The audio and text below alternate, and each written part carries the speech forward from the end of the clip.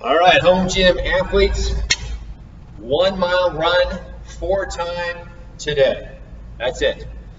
So when I say for time, that means I want you to run a mile as fast as you can. Not just go out there and jog a mile. I actually want to get your stopwatch going. I want you to time it, your phone, whatever timing device you're going to use.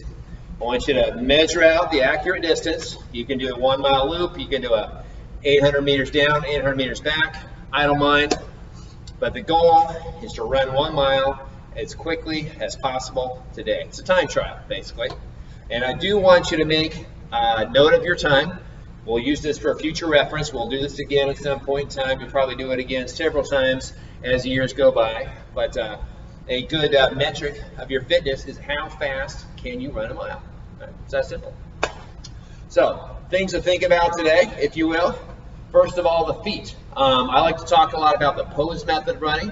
When we run using the pose method, what we focus on is kind of pulling the feet up off the ground as opposed to landing heavy and pushing ourselves forward, right? We don't want to do that.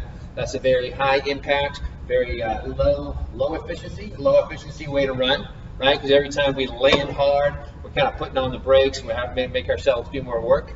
Instead, let's focus on pulling those feet up, right? We're kind of pulling the heels up towards the butt and staying nice and light, mostly on the balls of the feet. So we're staying nice and light on the feet.